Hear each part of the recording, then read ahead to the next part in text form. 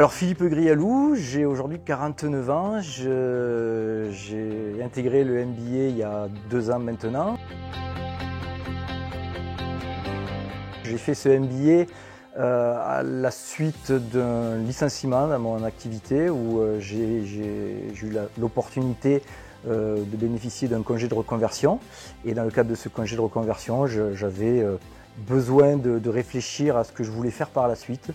J'ai cherché à compléter les compétences qui étaient les miennes, à savoir les compétences en management. Et en cherchant à compléter ces compétences, j'ai découvert qu'à Montpellier Business School, je pouvais suivre le MBA. Alors, ce que je suis venu chercher en faisant ce MBA, au-delà de ce que j'ai pu dire des compétences managériales, c'est du réseau, du partage. Et clairement, ce que j'ai trouvé, c'est ça, c'est une promotion très riche, avec des personnes qui viennent d'univers très différents. Et ce qui a été très intéressant, ce qui m'a beaucoup plu, c'est cette notion de partage. Tout le monde était là pour apporter ce qu'il avait à apporter aux autres, sans complaisance, sans jugement. Alors, je dirais qu'il y a deux choses qui sont d'ailleurs totalement différentes. La première, c'est toute la partie projet personnel.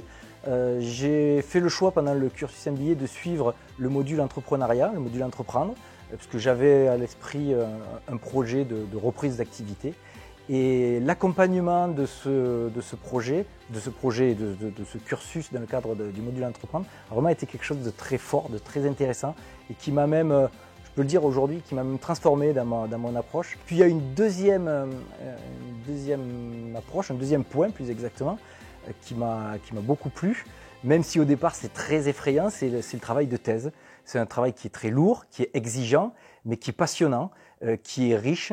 Et ce travail de thèse, lui, puisque je n'avais pas fait le choix à ce moment-là entre l'entrepreneuriat et le salariat, je l'ai axé sur un sujet qui allait me permettre de faciliter ma réintégration sur le marché.